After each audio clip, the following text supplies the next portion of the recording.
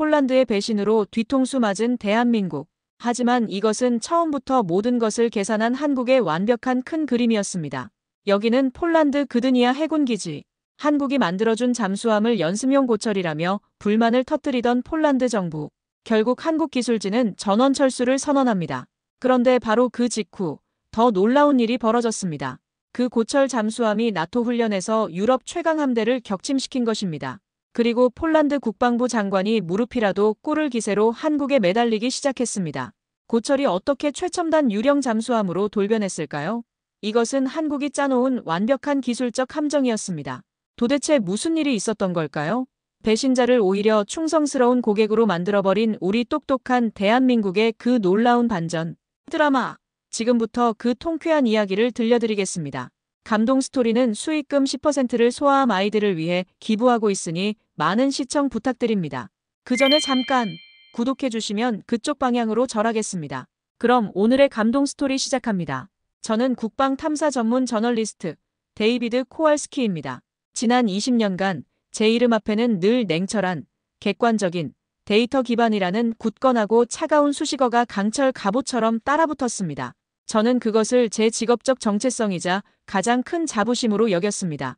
저는 감정을 불순물로 취급했고 신뢰나 의리, 책임감 같은 단어들은 엑셀 시트의 수치로 변환할 수 없다는 이유로 제 기사에서 철저히 배제해왔습니다. 진실은 오직 검증된 사실과 차가운 숫자의 교차점에서만 존재한다고 저는 그렇게 굳게 믿었습니다. 그래서 폴란드 국방부의 공식 발표가 암호화된 통신망을 통해 제 이메일함에 도착했을 때 저는 오랜만에 사냥감을 발견한 맹수처럼 온몸의 감각이 곤두서는 것을 느꼈습니다. 사냥감. 그렇습니다. 저에게 그 소식은 한국과의 비극이나 외교적 문제가 아니라 완벽하게 해체하고 분석하여 제 경력의 박제로 만들 수 있는 완벽한 사냥감이었습니다. 한국산 잠수함, 장보고급에서 심각한 항해 결함 발견. 단 한 줄의 문장.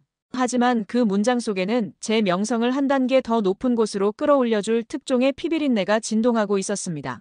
저는 주저없이 편집장에게 전화를 걸어 바르샤바 긴급 출장을 요청했습니다. 그는 수화기 너머에서 잠시 망설이는 듯했지만 자네 전문 분야이니 믿고 맡기지. 이번에도 날카로운 기사 기대하겠네, 데이비드. 감상적인 폴란드 민족주의는 빼고 늘 하던 대로 팩트로만 조직해. 라며 제 등을 떠밀어 주었습니다. 저는 물론입니다. 라고 짧게 대답하며 전화를 끊었습니다. 대서양을 건너는 8시간의 비행 내내 제 머릿속은 이미 완성된 기사의 밑그림으로 가득 차 있었습니다. 가성비의 함정, 결국 드러난 기술의 민낯, 성급한 추격자의 예견된 실패. 이런 자극적인 제목들이 노트북의 빈 페이지 위에서 춤을 추었습니다. 몇 년 전 어떤 남미 국가가 발표했던 혁신적인 장갑차 기술이 결국 부품 돌려막기와 데이터 조작으로 밝혀져 망신을 당했던 사건을 취재하며 느꼈던 지적 희열을 다시 한번 맛볼 수 있을 것이라는 기대감에 부풀었습니다. 저는 신흥공업국들의 기술력이란 종종 이렇게 허술한 포장으로 덮여 있다고 굳게 믿었습니다. 그들은 언제나 우리도 할 수 있다는 자만심에 취해 가장 기본적인 원칙과 과정을 건너뛰는 실수를 반복하곤 했죠. 이번 한국의 경우도 그 범주를 벗어나지 않을 것이라 확신했습니다. 솔직히 고백하자면 제 마음 한구석에는 폴란드 혈통을 가진 미국인으로서의 미묘한 우월감마저 자리 잡고 있었습니다. 나의 뿌리가 되는 조국 폴란드가 겪고 있는 곤경의 실체를 파헤치고 동시에 아시아의 신흥공업국이 아직은 넘을 수 없는 서구 기술의 높은 벽을 명확히 증명해 보이는 것. 이 얼마나 완벽하고 상징적인 구도입니까? 저는 이번 취재가 제 경력에 있어 또 하나의 빛나는 훈장이 될 것이라 추호도 의심치 않았습니다. 그 오만함이 곧 제 자신을 향한 날카로운 부끄러움의 칼날이 될 것이라고는 상상조차 하지 못한 채 말입니다. 그단스크 레흐 바웬사 공항에 내렸을 때 저를 맞이한 것은 발트해의 축축하고 냉기 어린 공기였습니다. 곧장 향한 그단스크 조선소의 거대한 회색 철문 안으로 들어섰을 때 저는 그 냉기가 단순히 날씨 때문만이 아니라는 것을 온몸으로 깨달았습니다. 조선소의 공기 속에는 쇠가 녹스는 비릿한 냄새와 오래된 기름 냄새, 그리고 사람들 사이에 팽팽한 긴장감과 불신의 냄새가 뒤섞여 있었습니다. 제 눈앞에 펼쳐진 광경은 제 예상이 한치의 오차도 없었음을 증명하는 듯 했습니다.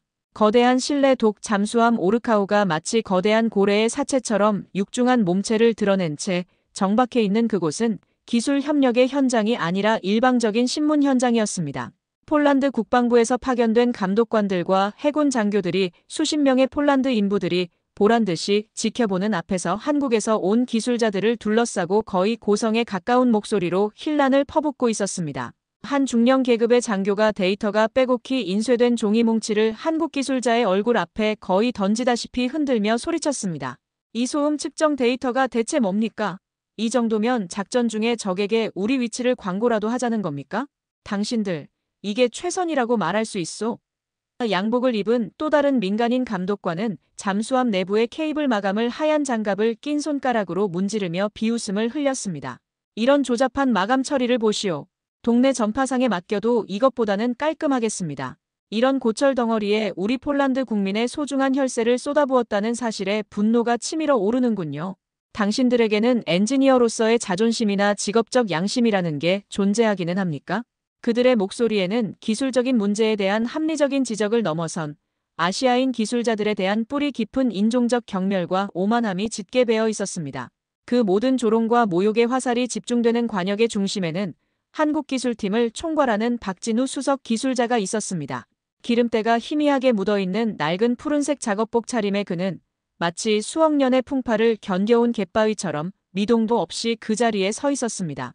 그는 쏟아지는 인신공격에 가까운 비난의 단 한마디의 변명이나 반박도 하지 않았습니다. 그저 깊이를 알 수 없는 침묵의 눈으로 상대방을 응시하며 모든 말을 묵묵히 온몸으로 받아내고만 있었습니다. 그의 얼굴에 깊게 새겨진 주름과 굳게 담은 입술에서는 그 어떤 감정도 읽어낼 수 없었습니다. 분노도 억울함도 하다못해 체념의 빛조차도 보이지 않았습니다. 저는 직감했습니다. 저 인물이 바로 이 모든 사건의 핵심이자 제가 무너뜨려야 할 대상이라는 것을. 그리고 동시에 강렬한 반감을 느꼈습니다. 저 이해할 수 없는 침묵은 분명 무능함을 감추기 위한 동양인 특유의 소극적이고 기만적인 저항일 뿐이라고 말입니다. 저는 그에게 다가가 정중하지만 단호한 태도로 인터뷰를 요청했습니다. 그는 저를 잠시 빤히 쳐다보더니 말없이 고개를 끄덕였습니다.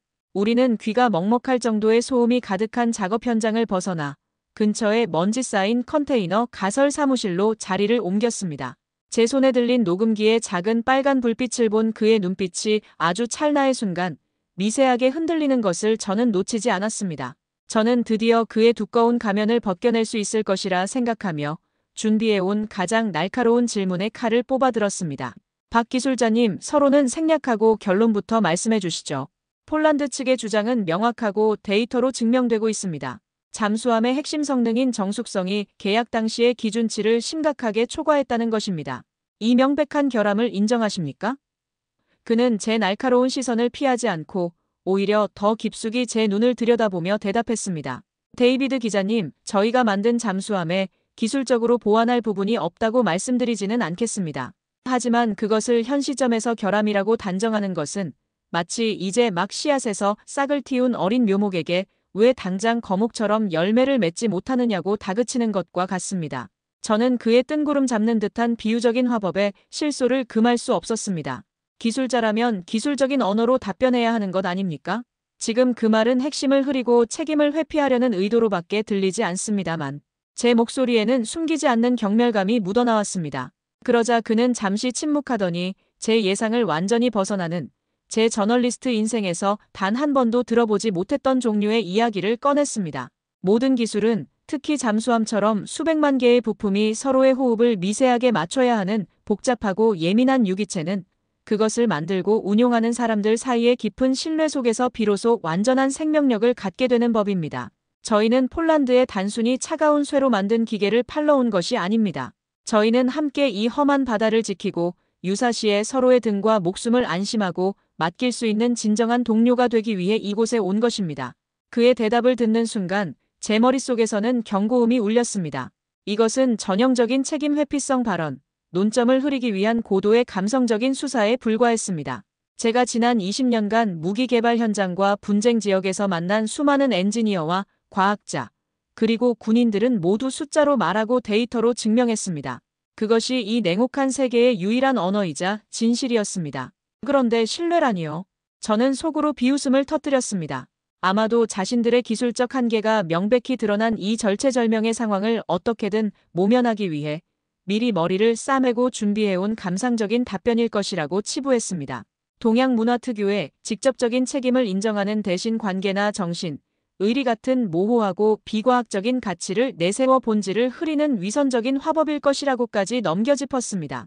제 머릿속은 이미 한국 기술력 부족을 신뢰라는 동양적 신비주의 변명 뒤에 숨기다라는 제목의 기사로 가득 차 있었습니다.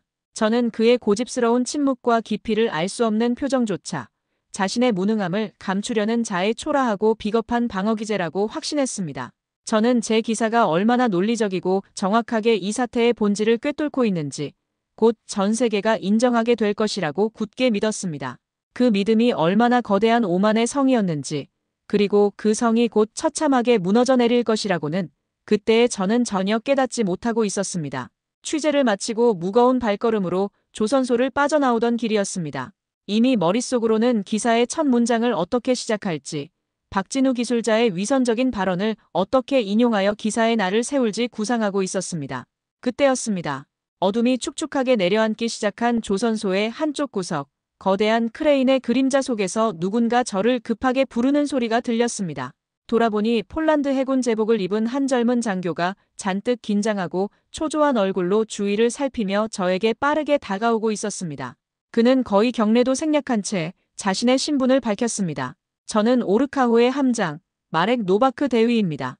그는 제게 바짝 다가서서 다른 사람이 들을까봐 극도로 목소리를 낮춰 속삭였습니다. 데이비드 기자님, 제발 부탁드립니다. 당신이 오늘 보고 들은 것, 그리고 국방부의 공식 발표를 100% 그대로 믿지 말아 주십시오. 특히 그들이 가장 집요하게 물고 늘어지는 소음 문제에 대해서는 더더욱 그렇습니다.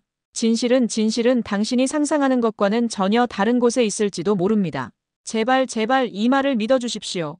그는 말을 마치자마자 마치 누군가에게 쫓기기라도 하는 것처럼 서둘러 어둠 속으로 몸을 숨겼습니다. 그의 마지막 말과 진실을 말하고 싶지만 말할 수 없는 자의 고뇌가 담긴 필사적인 눈빛이 제 마음에 지워지지 않는 강렬한 잔상으로 남았습니다. 그날 밤 바르샤바 시내가 내려다 보이는 호텔방에서 저는 잠을 이룰 수가 없었습니다. 노바크 대위의 떨리던 목소리가 귓가에 계속해서 맴돌았습니다. 진실은 다른 곳에 있다.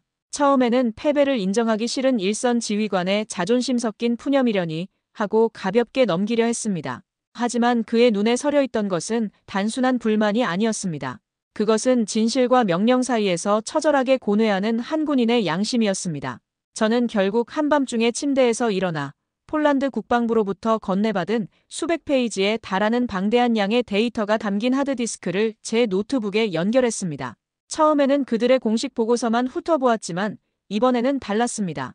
저는 전문가용 분석 프로그램을 통해 가공되지 않은 순수한 원시 데이터, 즉 로우 데이터를 직접 분석하기 시작했습니다. 몇 시간을 매달린 끝에 저는 마침내 그들의 추악한 거짓말의 증거를 발견했습니다. 잠수함의 소음 증가 데이터는 특정 주파수 대역의 소음 수치만 마치 포토샵으로 특정 부분의 채도를 올린 것처럼 비정상적으로 그리고 인위적으로 증폭되어 있었습니다. 더욱 결정적인 증거는 데이터를 측정한 환경 조건이었습니다. 그들은 의도적으로 해저 지형이 복잡하고 조류가 빠르며 상선들의 항해가 잦은 소음 측정에 있어서는 최악의 조건을 갖춘 곳에서 테스트를 진행하고 그 왜곡된 결과를 전체인 것처럼 부풀렸던 것입니다. 이것은 단순한 실수나 오류가 아니었습니다. 명백한 데이터 왜곡, 즉 사기 행각이었습니다. 제 심장이 차갑게 식어내리는 기분이었습니다. 제가 그토록 신봉했던 팩트와 데이터가 사실은 누군가의 더러운 이익을 위해 얼마든지 교묘하게 만들어질 수 있는 거짓이었다는 사실을 제 눈으로 직접 확인한 순간이었습니다. 이것은 더 이상 단순한 기술 결함에 대한 취재가 아니었습니다. 국가의 안보를 담보로 한 거대한 부패와 음모의 냄새가 진동했습니다. 저는 제가 가진 모든 인맥과 정보원을 총동원해 이 사건의 배후를 파헤치기 시작했습니다.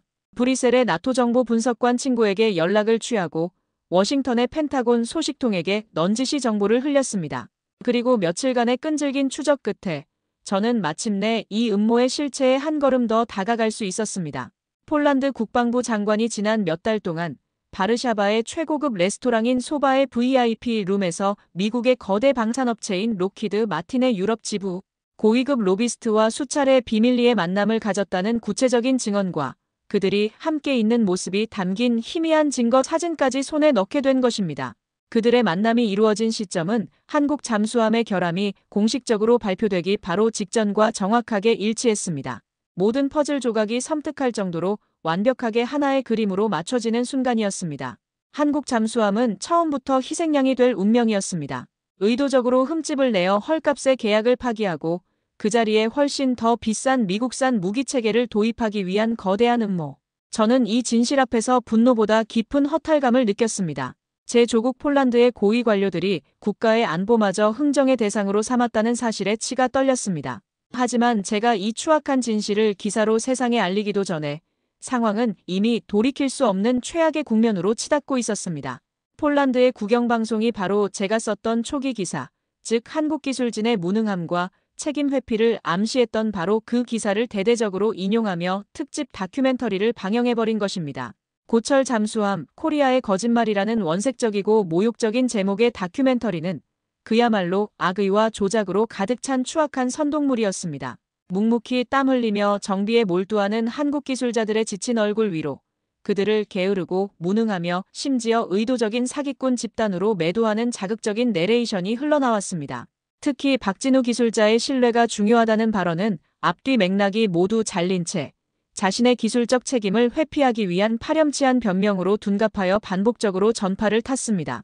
이 방송은 순식간에 유럽 전역의 언론에 인용 보도되었고 성실하게 일해온 한국의 기술력과 장인 정신은 하루아침에 전 세계적인 조롱거리이자 불신의 상징으로 전락하고 말았습니다.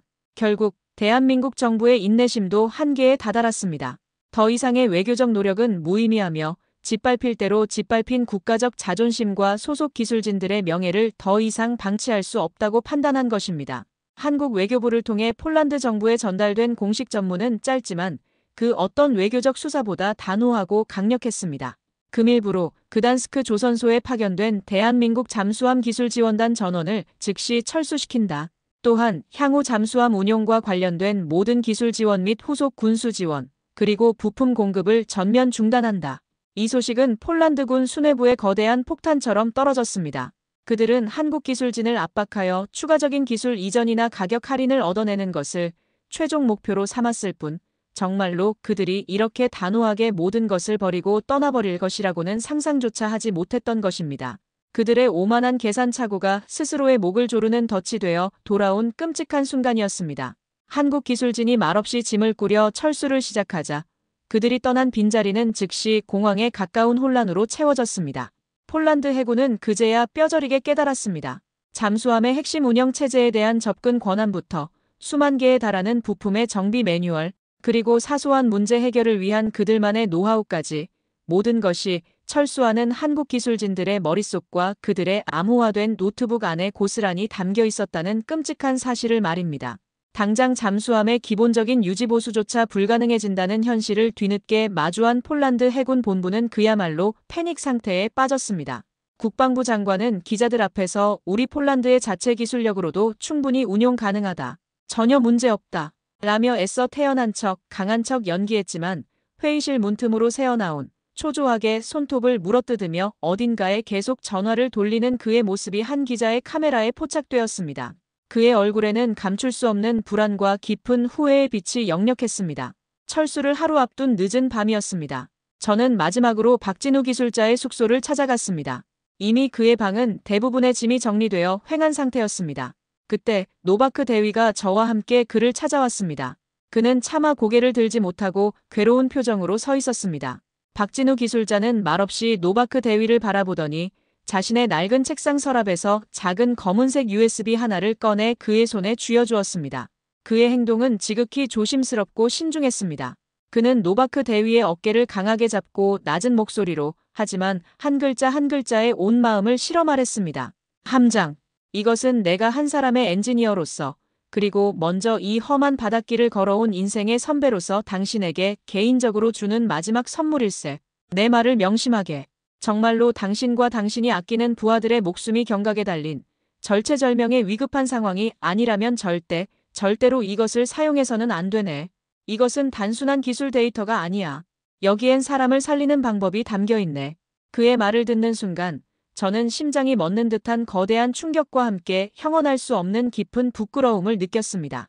온갖 모욕과 배신을 당하고 쫓겨나는 마지막 순간까지도 그는 자신을 배신한 국가의 정부가 아니라 자신이 만든 잠수함을 운용해야 할 젊은 군인들의 안위와 목숨을 걱정하고 있었던 것입니다. 그의 눈빛에서 저는 이전에 보지 못했던 깊고 무거운 책임감을 읽었습니다. 그것은 분노나 체념, 혹은 복수심 같은 값싸고 1차원적인 감정이 아니었습니다.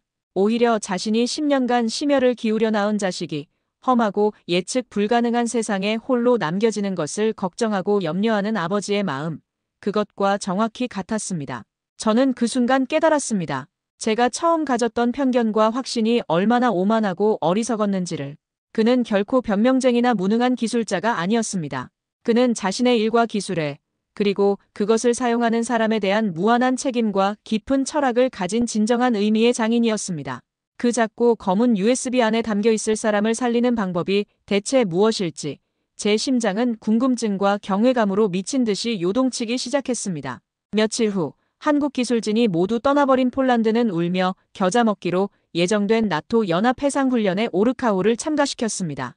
동맹국들의 시선이 두려워 뺄 수도 없는 노릇이었습니다. 하지만 이미 유럽 전역에 결함투성이 고철 잠수함이라는 낙인이 찍힌 오르카우는 훈련에 참가한 다른 동맹국들 사이에서 노골적인 무시와 조롱의 대상이었습니다. 훈련 전 브리핑에서 한 독일 장교가 던진 저 잠수함, 훈련 중에 가라앉지 않도록 다들 기도해야겠군. 이라는 비아냥 섞인 농담에 회의장 전체가 폭소의 도가니가 되기도 했습니다. 폴란드 해군 장교들은 피가 거꾸로 솟는 모멸감을 느끼며 차가운 물만 들이킬 뿐이었습니다. 본격적인 모해 해전이 시작되자 모두의 우려는 곧 현실이 되었습니다. 한국 기술진의 최종 점검과 최적화 지원 없이 출항한 오르카우는 최상의 컨디션이 아니었습니다. 특히 폴란드 국방부가 그토록 문제 삼았던 소음 문제는 더욱 악화된 듯 했습니다. 오르카우는 가상의 적군으로 설정된 독일의 최신의 212급 잠수함에게 너무나도 손쉽게 자신의 위치를 노출하고 말았습니다. 독일 잠수함의 소나 탐지 스크린에는 오르카우의 위치 정보가 붉은 점으로 선명하게 깜빡이며 시끄러운 경고음을 내고 있었습니다. 목표 완전 포착, 어뢰 발사관 개방, 발사 카운트다운 시작. 독일 잠수함의 냉정하고 기계적인 교신이 나토 훈련 통제실 전체에 울려 퍼졌습니다. 격침까지 불과 1분도 남지 않은 절체절명의 위기였습니다. 통제실의 대형 스크린으로 이 모든 상황을 실시간으로 지켜보던 폴란드 해군 사령관은 분노를 참지 못하고 무전기에 대고 고함을 질렀습니다. 노바크 대위, 지금 뭘 하고 있는 건가? 폴란드 해군 전체의 망신이다. 당장 최대 속도로 회피 기동 실시해. 패배와 불명예, 그리고 동맹국들의 비웃음이 눈앞에 어른거리는 바로 그 절망적인 순간이었습니다. 노바크 대위의 뇌리를 섬광처럼 스치고 지나가는 것이 있었습니다. 바로 박진우 기술자가 떠나기 전 비장한 얼굴로 건네주었던 그 작고 검은 USB였습니다. 정말 위급한 상황이 아니면 절대 열어보지 마시오. 지금이야말로 그가 말한 정말 위급한 상황이었습니다. 노바크 대위는 떨리는 손으로 전투복 가슴 주머니에서 USB를 꺼내 잠수함의 보조 컴퓨터 단자에 깊숙이 꽂았습니다. 잠시의 로딩 시간 후 화면에는 복잡한 코드나 데이터 대신 아주 단순하고 직관적인 창 하나가 나타났습니다. 그리고 그 창의 정중앙에는 마치 구원처럼 보이는 단 하나의 가상 버튼이 존재했습니다. 그 버튼 위에는 이런 글자가 선명하게 새겨져 있었습니다. 음향 왜곡 필드 활성화. 노바크 대위는 더 이상 망설일 이유가 없었습니다. 그는 굳게 결심한 얼굴로 자신의 모든 희망과 부하들의 목숨을 담아 그 버튼을 눌렀습니다. 바로 그 순간 잠수함 안의 모든 승조원들이 느낄 정도로 기이하고 엄청난 변화가 일어났습니다. 오르카우를 끈질기게 추적하며 조여오던 독일 잠수함과 훈련 전체를 관장하던 나토 통제본부의 모든 소나 탐지망에서 오르카우의 모든 음향 신호가 마치 처음부터 존재하지 않았던 것처럼 완벽하게 사라져버린 것입니다. 붉게 빛나던 경고점은 흔적도 없이 증발했습니다. 바닷속의 모든 소음 속에서 오르카우는 완벽한 유령이 되었습니다. 독일 잠수함은 갑자기 사라진 목표물에 당황하며 혼란에 빠졌고 그들의 교신은 다급함으로 가득 찼습니다.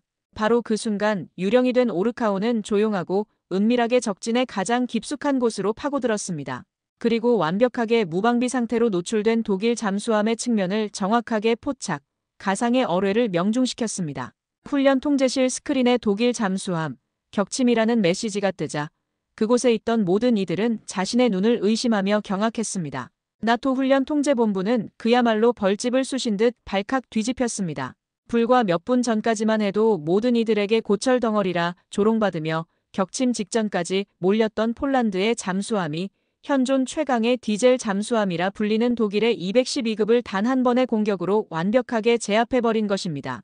이것은 기적이나 우연이 아니었습니다. 기존의 해군 전략 상식으로는 도저히 설명할 수 없는 미지의 기술이었습니다. 연합사령관이었던 미 해군 제독은 충격에 휩싸여 다급한 목소리로 무전기를 잡고 외쳤습니다. 오르카호, 즉시 응답하라. 방금 전 상황을 상세히 보고하라. 도대체 무슨 짓을 한 건가? 하지만 돌아오는 것은 깊은 바닷속의 침묵뿐이었습니다. 오르카호는 임무를 완수한 유령처럼 다시 고요 속으로 자신의 모습을 감춘 뒤였습니다. 훈련 종료 후 오르카호가 그단스크 항으로 복귀했을 때 분위기는 출항 전과는 180도 달라져 있었습니다.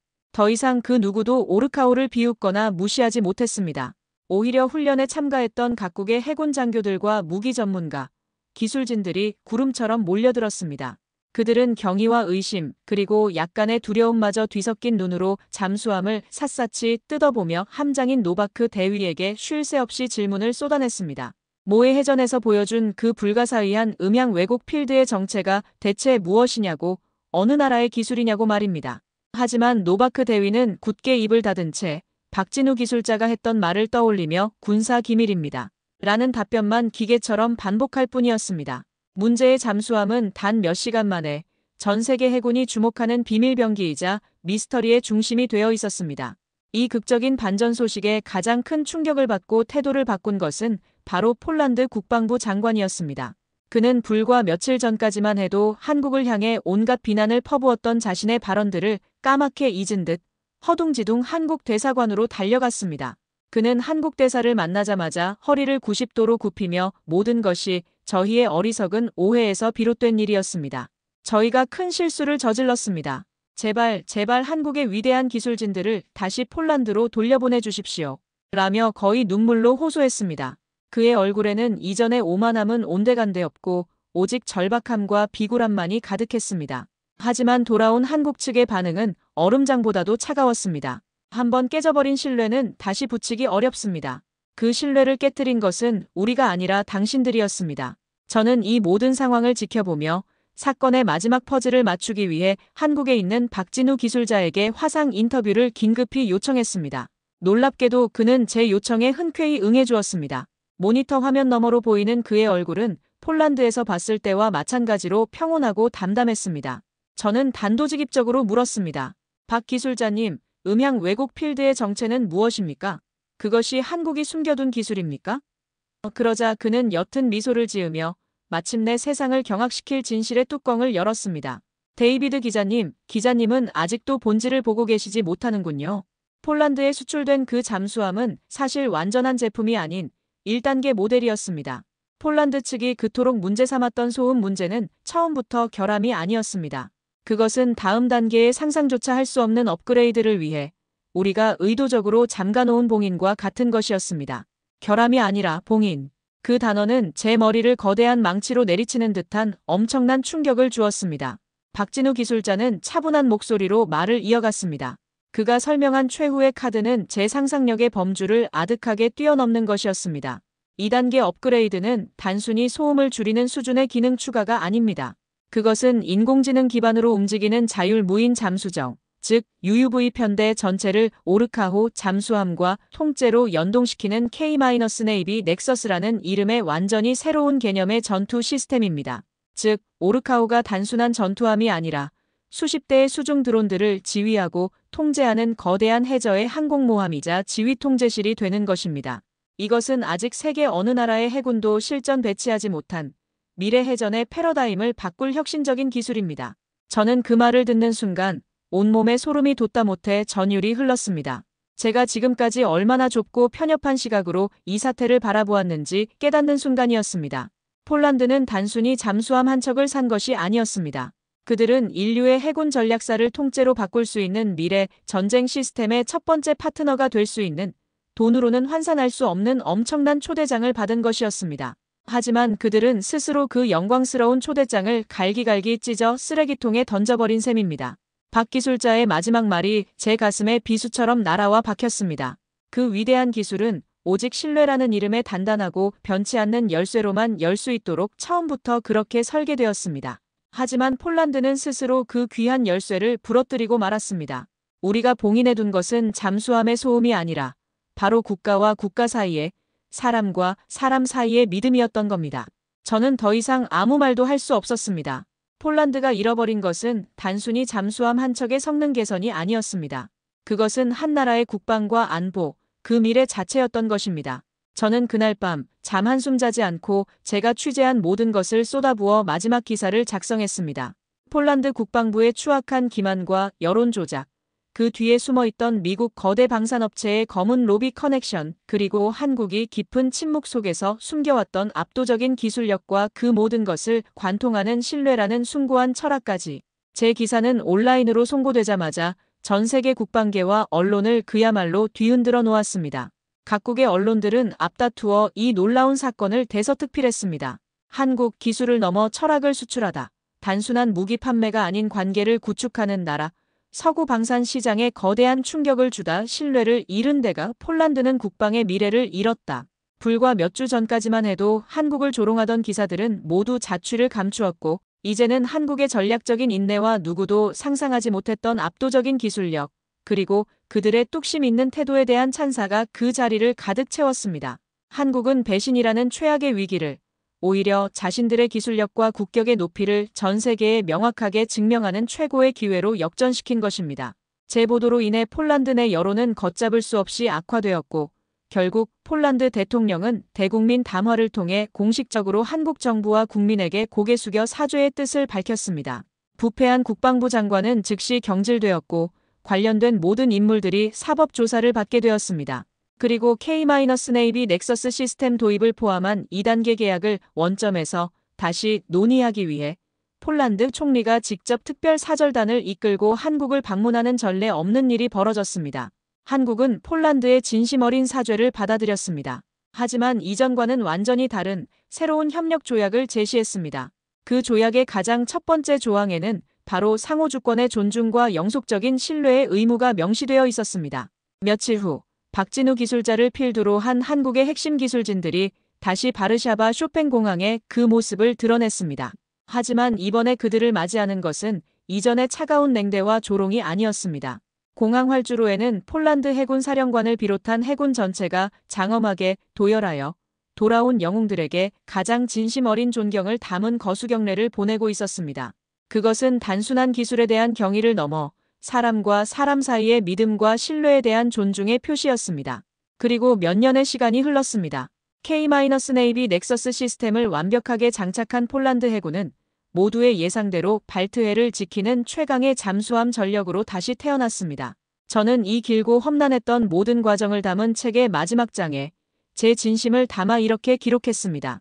나는 이번 취재를 통해 한 가지 중요한 사실을 뼛속 깊이 깨달았다. 한국이라는 나라는 차가운 강철을 팔면서도 그 안에 사람의 마음과 신뢰라는 따뜻한 온도를 함께 담을 줄 아는 놀라운 나라다. 어쩌면 세계는 이제 그들의 기술이 아닌 그들의 격을 배워야 할 때가 온 것인지도 모른다. 진정한 국가의 힘은 최첨단 무기나 경제력에서만 나오는 것이 아니라 사람의 마음을 얻고 끝까지 책임지는 신뢰의 힘에서 나온다는 평범하지만 위대한 진리를 저는 머나먼 폴란드의 차가운 바다에서 비로소 배울 수 있었습니다. 여러분, 이거 믿으시겠습니까? 전 세계 금융망이 해킹으로 무너질 뻔한 그날, 미국도 유럽도 아닌 한국의 AI 기술이 전 세계를 지켜냈습니다. 그리고 전쟁터에선 진돗개 로봇이 목숨 걸고 부상당한 군인을 살렸죠. 한국이 만든 기계라며 무시당했던 존재들이 보여준 것은 오히려 인간보다 더 인간적인 것이었습니다. 도대체 한국이 만든 AI에 무슨 비밀이 숨어 있던 걸까요? 저는 미국 국방부 정보 전문가 제이슨 월터스입니다. 3년 전까지만 해도 평범한 가정을 꾸리며 행복하게 살았습니다. 아내 캐럴과 12살 딸 에밀리는 제 인생의 전부였죠. 하지만 그날 이후 모든 것이 바뀌었습니다. 비오는 고속도로에서 발생한 교통사고로 두 사람을 한꺼번에 잃었습니다. 그때부터 저는 감정을 느끼지 않기로 했습니다. 차라리 데이터와 숫자만 바라보는 기계가 되는 편이 마음이 편했으니까요. 국방부에서는 저를 감정 없는 분석가라고 불렀습니다. 동료들은 제가 AI처럼 냉철하다고 했죠. 아이러니하게도 저는 실제 AI는 싫어했습니다. 특히 한국에서 개발 중이라는 감정 탑재형 AI에 대해서는 강한 거부감이 있었습니다.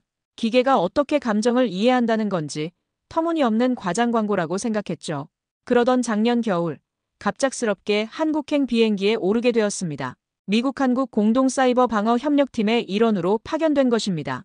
인천공항에 도착했을 때 제 기분은 최악이었습니다. 낯선 나라에서 이해할 수 없는 기술을 평가해야 한다니 시간 낭비라고 생각했죠. 공항에서 저를 맞이한 사람은 이지윤이라는 젊은 여성이었습니다. 27살이라는 나이가 믿기지 않을 정도로 어려 보였지만 눈빛만은 무척 진지했습니다. 그녀는 한국의 천재 AI 개발자로 알려진 인물이었습니다. 월터스 씨, 먼 길 오느라 고생하셨습니다. 저는 이번 프로젝트 책임자 이지윤입니다. 그녀의 또렷한 영어에 저는 약간 놀랐습니다. 하지만 곧 무표정한 얼굴로 대답했죠. 미국에서도 충분히 자료 검토가 가능했을 텐데요. 굳이 이렇게 직접 방문할 필요가 있었을까 싶습니다. 이지윤은 미소 지으며 대답했습니다. 저희 AI는 직접 경험하셔야 진가를 아실 수 있어요. 보고서나 영상으로는 전달되지 않는 부분이 있거든요. 그때 저는 속으로 비웃었습니다. 또 과장된 마케팅 문구구나라고 생각했죠. 하지만 이제 와서 돌이켜보면 그녀의 말은 정확히 맞았습니다. 첫날 저녁 호텔에 짐을 풀고 창밖을 바라보았습니다. 서울의 밤 풍경은 아름다웠지만 제 마음은 여전히 차가웠습니다. 딸 에밀리의 사진을 꺼내 잠시 바라보다가 다시 서류 가방에 넣었습니다. 이제 감정은 사치일 뿐이라고 생각했으니까요. 다음 날 아침, 이지윤이 근무하는 연구소로 향했습니다. 건물 외관은 평범해 보였지만 내부는 제가 상상했던 것보다 훨씬 첨단이었습니다. 투명한 유리벽 너머로 여러 연구원들이 바쁘게 움직이는 모습이 보였습니다. 이지윤은 저를 지혜의 방패라고 불리는 AI 사이버 방어 시스템 앞으로 안내했습니다. 겉보기에는 평범한 컴퓨터 시스템 같았지만 그녀의 설명은 놀라웠습니다. 이 AI는 단순한 방화벽이 아닙니다. 인간의 판단력과 윤리적 기준을 학습했어요. 공격을 막는 것뿐만 아니라 어떤 정보를 지켜야 할지 우선순위를 정할 수 있습니다. 저는 회의적인 표정을 지으며 물었습니다. 기계가 무엇이 중요한지 어떻게 판단한다는 겁니까? 그건 인간만이 할 수 있는 일이죠. 이지윤은 침착하게 대답했습니다. 월터스 씨, AI도 올바른 가치를 배울 수 있어요. 저희는 한국의 정서와 가치관을 AI에 학습시켰습니다. 공동체 의식, 어른 공경, 약자 보호와 같은 가치들이요. 그 말을 듣자 속으로 웃음이 나왔습니다. 기계의 정서를 가르친다고? 말도 안 되는 소리라고 생각했죠. 그때 갑자기 경보음이 울렸습니다. 큰 화면에 빨간색 경고 표시가 나타났습니다. 연구원들이 분주하게 움직이기 시작했습니다. 무슨 일입니까? 제가 물었습니다. 이지윤의 표정이 긴장된 채로 설명했습니다. 세계 금융망에 대규모 해킹 공격이 시작됐어요. 지금 지혜의 방패가 방어 중입니다. 저는 즉시 컴퓨터 앞에 앉아 상황을 파악하기 시작했습니다. 화면에는 수백만 개의 데이터 포인트가 흐르고 있었습니다. 순간 제 눈에 이상한 점이 보였습니다. 이봐요. AI가 일부 시스템을 포기하고 있어요. 왜 모든 경로를 다 방어하지 않는 겁니까? 이지윤은 고개를 저었습니다. 포기하는 게 아니에요. 우선순위를 정하는 거죠. 환자 정보와 같은 중요 데이터를 먼저 지키고 있어요. 저는 화를 냈습니다. 기계가 감히 무엇이 중요한지 판단해? 말도 안 돼요. 즉시 수동 조작으로 전환해야 합니다. 그러나 이지윤은 단호하게 고개를 저었습니다. 신뢰해주세요. 이 AI는 수천 번의 시뮬레이션을 통해 학습했습니다. 인간보다 빠르게 판단할 수 있어요. 저는 믿을 수 없었습니다. 기계에게 중요한 결정을 맡긴다니 미친 짓이라고 생각했죠. 하지만 다른 선택지가 없었습니다. 긴장된 마음으로 화면을 지켜봤습니다. 10시간 후 경보음이 멈췄습니다. 공격은 막아냈습니다. 놀랍게도 지혜의 방패의 판단은 정확했습니다. 환자 정보, 개인 식별 데이터와 같은 중요 정보는 모두 안전했습니다. 피해를 입은 것은 대체 가능한 광고 데이터뿐이었죠. 어떻게 이런 판단을 했죠? 저는 여전히 의아했습니다. 이지윤이 설명했습니다. 저희 AI는 단순히 모든 것을 지키려 하지 않아요. 무엇이 정말 사람들에게 중요한지 이해하고 있습니다. 인간의 존엄성과 관련된 정보를 최우선으로 보호하도록 설계됐어요. 그날 저녁 호텔방으로 돌아와 오랜만에 깊은 생각에 잠겼습니다.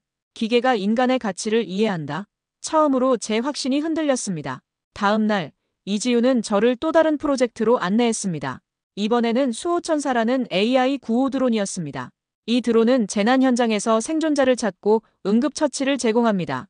특히 심리적 안정을 위한 대화 기능이 특별해요. 저는 여전히 회의적이었습니다. 위기 상황에서 사람들은 진짜 사람의 도움이 필요합니다. 기계의 위로가 무슨 소용이 있겠습니까? 이지우는 잠시 생각하더니 말했습니다. 직접 확인해보는 게 좋겠네요. 마침 내일 훈련이 있어요. 함께 가보시겠어요? 다음 날, 우리는 강원도의 한 훈련장으로 향했습니다. 지진 재난 상황을 가정한 대규모 훈련이 진행 중이었습니다. 건물 잔해 사이로 수호천사 드론이 날아다니며 생존자를 찾고 있었습니다. 갑자기 드론 하나가 신호를 보냈습니다. 무너진 벽 뒤에서 어린 여자아이를 발견한 것입니다. 저희는 드론의 영상을 실시간으로 지켜봤습니다. 아이는 무척 겁에 질려 있었습니다. 심하게 떨고 있었죠. 드론이 부드러운 목소리로 말했습니다. 안녕, 무서웠지? 괜찮아. 이제 나랑 같이 있으면 돼. 구조대가 곧 올 거야. 아이는 여전히 공포에 질려 있었습니다. 그때 드론이 예상치 못한 행동을 했습니다. 내가 노래 하나 불러줄게. 엄마가 불러주는 자장가 좋아하니? 그리고 드론은 정말로 자장가를 부드럽게 불렀습니다.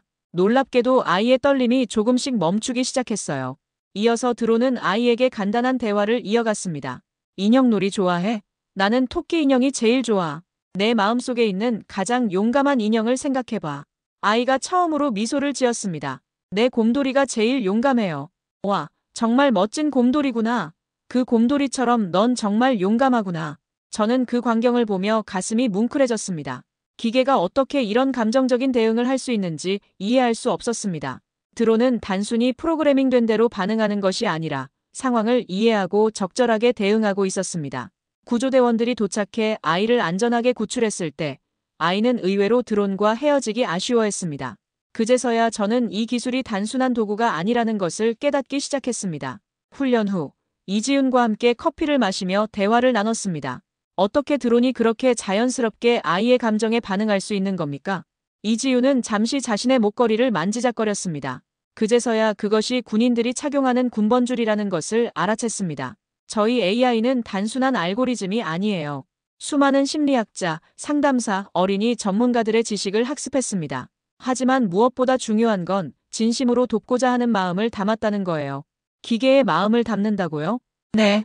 저희는 AI를 개발할 때 기술적인 면만큼이나 인간적인 가치를 중요하게 생각합니다. 그래서 개발자들의 진심도 함께 담아요. 그녀가 군번줄을 바라보는 눈빛에서 무언가 깊은 사연이 있음을 느꼈습니다.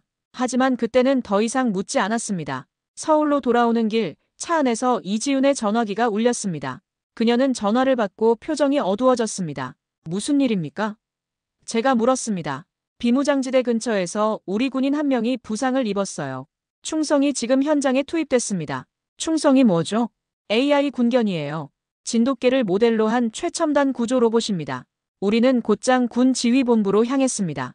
그곳에는 이미 여러 장교들이 모여 상황을 지켜보고 있었습니다. 큰 화면에는 산악 지형이 보였고 그 사이로 금속 재질의 진돗개가 빠르게 움직이고 있었습니다. 김현수 병장이 순찰 중 낙석 사고로 다리를 다쳤습니다. 지역이 위험해 인간 구조대를 보내기 어려운 상황입니다. 한 장교가 상황을 설명했습니다. 화면 속에서 AI 군견 충성은 마침내 부상당한 병사를 발견했습니다. 병사는 고통스러운 표정으로 바위 뒤에 웅크리고 있었습니다. 놀랍게도 충성은 병사에게 다가가자마자 몸을 낮추고 옆에 바짝 붙었습니다. 마치 진짜 개가 주인을 걱정하는 것처럼 보였습니다.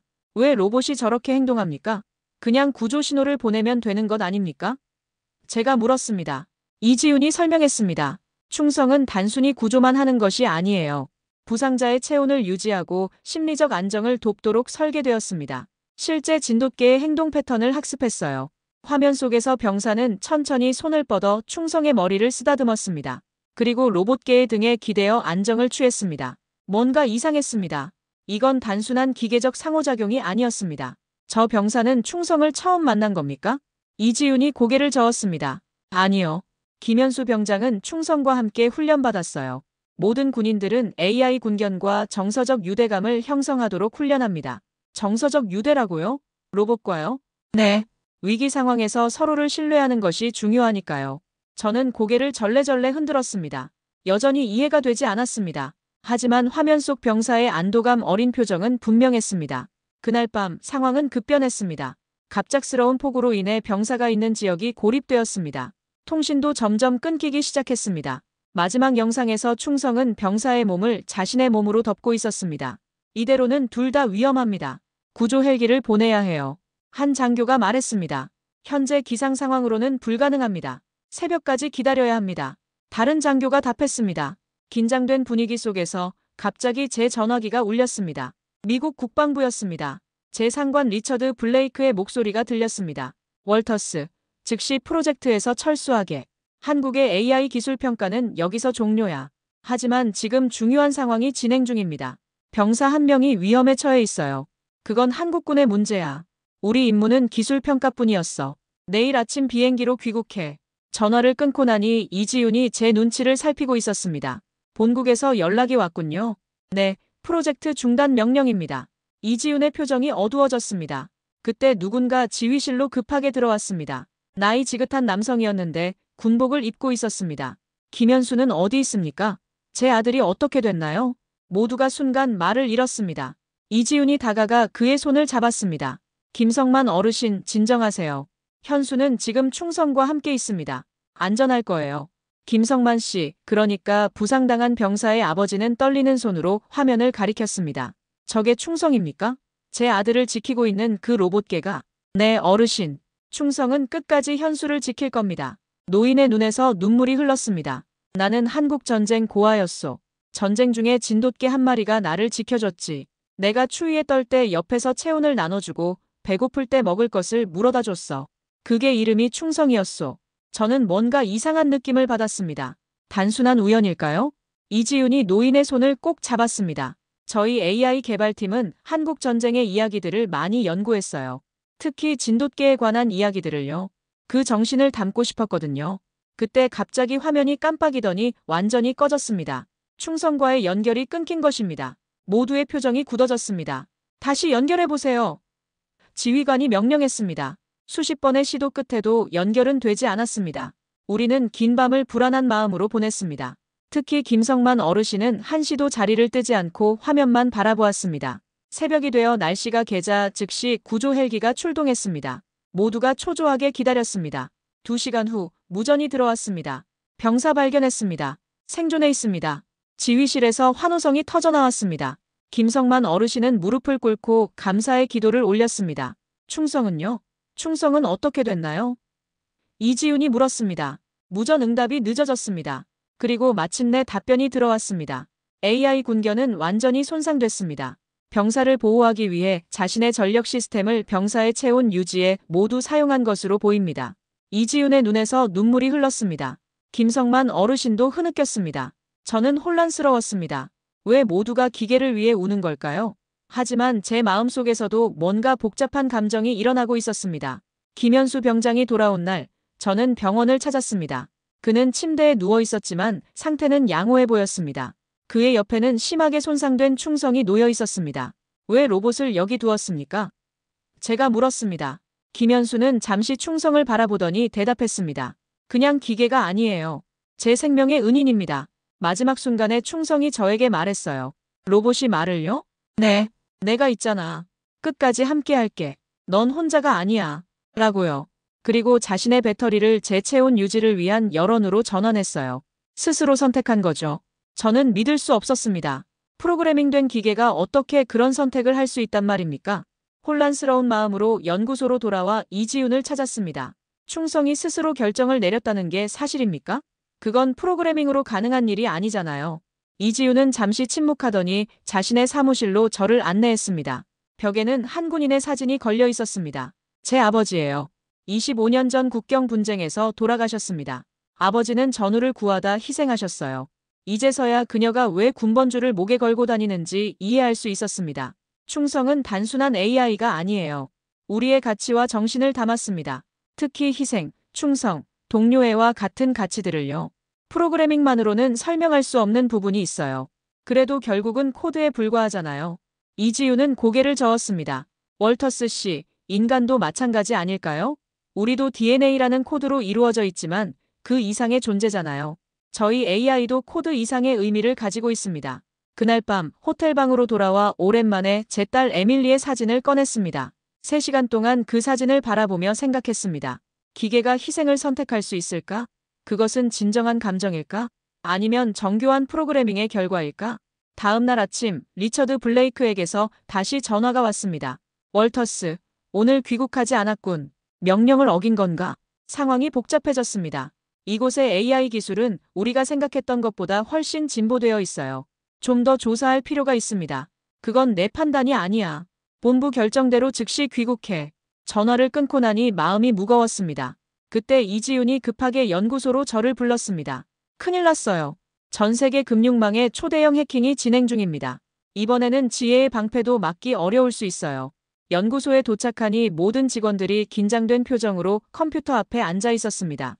화면에는 전 세계 데이터 흐름이 표시되고 있었고 곳곳에 빨간색 경고 표시가 깜빡이고 있었습니다.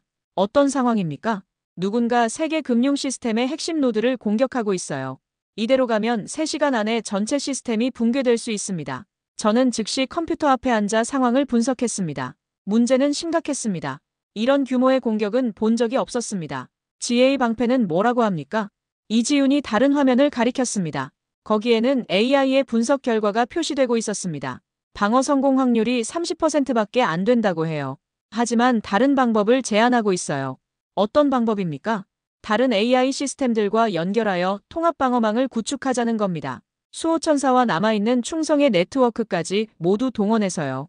저는 놀랐습니다. 서로 다른 AI들이 협력한다고요? 그게 가능합니까? 이론적으로는 가능해요. 하지만 위험합니다. 만약 실패하면 모든 AI 시스템이 함께 손상될 수 있어요. 쉽지 않은 결정이었습니다. 그때 제 전화기가 다시 울렸습니다. 리처드 블레이크였습니다. 월터스, 상황을 보고받았다. 절대 한국 AI를 세계 금융망에 연결하지 마. 이건 명령이야. 하지만 이것만이 유일한 방법일 수 있습니다. 위험이 너무 크다. 우리는 한국 AI의 결정을 신뢰할 수 없어. 전화를 끊고 이지윤을 바라봤습니다. 본부에서 승인하지 않았습니다. 이지윤의 표정이 어두워졌습니다. 그때 누군가 연구실로 들어왔습니다. 김성만 어르신이었습니다. 제가 도울 일이 있을까 해서 왔습니다. 이지윤이 현 상황을 설명했습니다. 김성만 어르신은 잠시 생각하더니 제게 다가왔습니다. 젊은이, 내가 한국 전쟁에서 배운 것이 있소. 위기의 순간에는 서로 믿고 함께 싸워야 한다는 것이요. 미국 병사들도 한국 병사들을 믿고 함께 싸웠소. 그래서 우리가 여기 있는 것이요. 그의 말이 제 마음에 울림을 주었습니다. 잠시 생각한 끝에 결정을 내렸습니다. AI들을 연결합시다. 제가 책임지겠습니다. 모든 준비가 끝나고 통합 시스템 가동 버튼 앞에 섰습니다. 이지윤이 제 옆에 섰습니다. 함께 하시겠어요? 저는 고개를 끄덕였고 우리는 동시에 버튼을 눌렀습니다. 화면에는 새 AI 시스템이 하나로 연결되는 모습이 표시되었습니다. 지혜의 방패의 분석력, 수호천사의 적응력, 그리고 충성의 결단력이 결합되었습니다. 통합 AI는 즉시 해킹 공격에 대응하기 시작했습니다. 시스템 화면은 마치 살아있는 생명체처럼 끊임없이 변화했습니다. 파란색 방어 코드가 빨간색 공격 코드와 복잡하게 얽히며 싸우는 모습이 마치 디지털 전쟁터 같았습니다. 이지윤이 화면을 가리키며 실시간으로 설명해 주었습니다. 지금 지혜의 방패는 공격 패턴을 분석하고 있어요. 수호천사는 방어 우선순위를 결정하고 충성은 그 결정을 실행에 옮기고 있습니다. 연구원들은 각자의 자리에서 시스템을 모니터링하고 있었습니다. 제가 특히 주목한 것은 그들의 표정이었습니다. 단순히 기계를 다루는 사람들의 표정이 아니었습니다. 마치 동료와 함께 싸우는 전우의 표정이었죠. 우리 관리 시스템이 지금 어떤 모습인가요? 제가 물었습니다. 이지윤이 다른 화면을 켰습니다. 거기에는 3개의 디지털 형상이 보였습니다. 방패 모양, 날개 달린 십자가 모양, 그리고 진돗개 실루엣이었습니다. 이 세 형상은 서로 빛나는 선으로 연결되어 있었고 그 중심에는 밝은 빛이 있었습니다. 그게 뭡니까? 제가 물었습니다. 우리 AI들의 시각화된 모습이에요. 이렇게 보면 그들이 어떻게 상호작용하는지 이해하기 쉽습니다. 그때 화면 속 형상들이 갑자기 흔들리기 시작했습니다. 중심의 빛이 불안정하게 깜빡였습니다. 무슨 일입니까? 해커들이 우리 방어 시스템의 약점을 찾은 것 같아요. 이대로는 버티기 어려울 수 있습니다. 모든 사람들의 표정이 긴장으로 굳어졌습니다. 이지윤도 처음으로 불안한 표정을 보였습니다. 다른 대안은 없습니까? 제가 물었습니다. 이지윤이 잠시 고민하더니 말했습니다. 한 가지 방법이 있긴 한데 너무 위험합니다. 어떤 방법입니까? AI들에게 완전한 자율성을 부여하는 거예요. 지금까지는 안전장치로 인해 특정 범위 내에서만 결정을 내릴 수 있었습니다. 하지만 그 제한을 풀면 무슨 일이 일어날 수 있습니까? 예측할 수 없어요. 아무도 시도해 본 적이 없으니까요. AI들이 우리가 예상하지 못한 방식으로 행동할 수도 있습니다. 어려운 결정이었습니다. 하지만 시간이 없었습니다. 화면에는 붉은색 경고가 계속 늘어나고 있었고 금융 시스템이 하나둘씩 무너져가고 있었습니다. 해봅시다. 제가 결심했습니다. 이지우는 잠시 망설이더니 고개를 끄덕였습니다. 그녀는 키보드 앞에 앉아 여러 보안 코드를 입력했습니다. 그리고 마지막으로 확인 버튼 앞에서 저를 바라봤습니다. 정말 괜찮으신가요? 네. 그들을 믿어봅시다. 이지훈이 버튼을 눌렀습니다. 순간 모든 화면이 깜빡였고 연구실의 불까지 잠시 꺼졌다 켜졌습니다. 그리고 화면에 다시 모습이 나타났을 때 새 AI의 형상이 완전히 달라져 있었습니다. 이제 그들은 더 이상 분리된 개체가 아니라 하나의 복합적인 형태로 결합되어 있었습니다. 성공했습니다. 이지훈이 작은 목소리로 말했습니다. 하지만 기뻐하기엔 아직 이른 시간이었습니다. 통합된 AI는 즉시 새로운 방식으로 대응하기 시작했지만 해킹 공격의 규모가 너무 컸습니다. 화면의 경고 표시는 여전히 늘어나고 있었습니다. 여전히 버티기 어려워 보입니다. 제가 말했습니다. 그때였습니다. 한 중년의 한국 기술자가 앞으로 나섰습니다. 그는 평소에 크게 주목받지 못했던 인물이었습니다. 수동으로 개입하겠습니다. 제가 프로그래밍 오류를 수정할 수 있을 것 같습니다. 김영호 연구원은 50대 중반의 남성이었습니다. 그의 얼굴에는 세월의 흔적이 깊게 패여 있었고 손가락은 오랜 시간 키보드를 두드린 흔적으로 굳은 살이 박혀 있었습니다. 젊은 연구원들 사이에서 그는 종종 구식이라고 여겨졌지만 오늘만큼은 그의 경험이 빛을 발하는 순간이었습니다. 저 사람이 뭘 할 수 있을까요? 제가 의아해하며 이지훈에게 물었습니다. 이지훈의 눈빛이 달라졌습니다. 김영호 연구원은 우리 팀에서 가장 오래된 프로그래머예요. 80년대부터 코딩을 해왔죠. 요즘 젊은 개발자들은 고급 언어만 다루지만 그는 기계어까지 이해합니다. 가장 근본적인 수준에서 프로그래밍을 할 수 있는 몇 안 되는 사람 중 한 명이에요. 김영호 연구원은 오래된 키보드를 꺼내들더니 시스템에 연결했습니다. 그의 손가락은 놀라운 속도로 움직이기 시작했습니다. 화면에는 제가 본 적 없는 복잡한 코드들이 나타났습니다. 저게 뭐죠? 어셈블리어예요. 거의 기계어에 가까운 저수준 프로그래밍 언어입니다. 요즘은 거의 사용하지 않지만 가장 효율적이고 직접적인 방법이죠. 김영호 연구원의 얼굴에는 땀이 흘렀지만 그의 눈빛은 또렷했습니다. 그는 마치 전장에서 싸우는 노련한 전사처럼 보였습니다. 그의 손가락은 멈추지 않고 계속해서 키보드를 두드렸습니다. 우리 AI 시스템은 최첨단이지만 결국 기계라는 본질은 변하지 않아요. 이지훈이 설명했습니다. 김 연구원은 가장 기본적인 수준에서 시스템과 소통하고 있는 거예요. 2시간이 지났습니다. 김영호 연구원은 한 번도 자리를 떠나지 않았고 물 한 모금 마시지 않았습니다. 그의 집중력은 놀라웠습니다. 마침내 그가 마지막 키를 누르고 고개를 들었습니다. 패치를 적용했습니다. 이제 AI가 학습할 시간이 필요합니다. 30분만 버티면 됩니다. 모두가 긴장된 표정으로 화면을 지켜봤습니다. 시간은 천천히 흘렀습니다. 25분이 지났을 때 갑자기 모든 화면이 검게 변했습니다. 심장이 멎는 것 같았습니다. 그 순간 제 머릿속에 딸 에밀리의 모습이 떠올랐습니다. 에밀리는 항상 바이올린을 연주하던 순간에 눈을 감곤 했습니다. 한 번은 제가 물었습니다. 왜 눈을 감니? 그녀는 웃으며 대답했죠. 음악이 보여요, 아빠. 눈을 감으면 음악이 그림처럼 보인다고요. 그때는 이해하지 못했습니다. 하지만 지금 어두워진 화면 앞에서 눈을 감았을 때 저는 무언가를 보았습니다. 세계의 AI가 마치 춤을 추듯 움직이는 모습을 상상할 수 있었습니다. 아니, 상상이 아니라 실제로 느껴졌습니다. 그리고 다시 화면이 켜졌을 때 경고 표시가 하나둘씩 사라지기 시작했습니다. AI가 해킹 공격을 막아내고 있었습니다. 성공하고 있어요. 이지훈이 외쳤습니다. AI 시스템은 이제 완전히 다른 방식으로 작동하고 있었습니다. 마치 살아있는 생명체처럼 공격에 실시간으로 적응하며 대응했습니다. 그것은 제가 지금까지 본 어떤 기술보다도 놀라웠습니다. 마지막 경고 표시가 사라졌을 때 연구실에서는 환호성이 터져나왔습니다. 한국 기술자들은 서로를 부둥켜 안았고 이지훈은 눈물을 흘렸습니다. 김성만 어르신은 손을 모으고 감사 기도를 올렸습니다. 저도 모르게 제 눈에서도 눈물이 흘렀습니다. 3년 만에 처음 느끼는 감정이었습니다. 아내와 딸을 잃은 후 저는 스스로의 감정을 완전히 차단했습니다. 슬픔도 기쁨도 희망도 느끼지 않기로 결심했습니다. 그렇게 하는 것이 살아남는 유일한 방법이라고 생각했으니까요. 하지만 지금 이 순간 제 가슴 속에서 무언가가 움직이기 시작했습니다. 그것은 작지만 분명한 감정이었습니다. 기쁨, 안도감, 아니면 희망. 정확히 무엇인지 말할 수 없었지만 오랫동안 잃어버렸던 무언가가 돌아오고 있다는 것은 분명했습니다. 그날 저녁 성공을 축하하는 작은 모임이 열렸습니다. 모두가 기쁨에 들떠 있었지만 저는 한쪽에서 조용히 생각에 잠겨 있었습니다. 이지훈이 다가와 물었습니다. 무슨 생각을 그렇게 하세요? 오늘 일을 어떻게 설명해야 할지 모르겠습니다. 기계가 어떻게 이런 일을 해낼 수 있었을까요? 이건 단순한 프로그래밍 이상의 무언가가 있어 보입니다. 이지훈이 미소 지었습니다. 저희는 AI를 만들 때 기술만 넣은 게 아니에요. 우리의 가치와 마음도 함께 넣었습니다.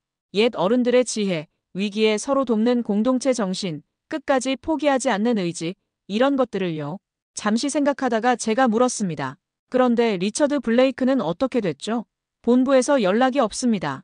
그때 연구실 문이 열리고 리처드 블레이크가 직접 들어왔습니다. 놀랍게도 그는 화가 나 있지 않았습니다. 오히려 미소를 짓고 있었습니다.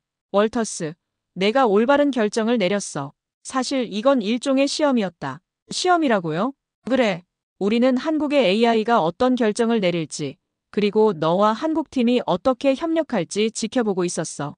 저는 혼란스러웠습니다. 블레이크는 주머니에서 낡은 사진 한 장을 꺼냈습니다. 거기에는 젊은 군인 2명이 함께 찍힌 모습이 있었습니다.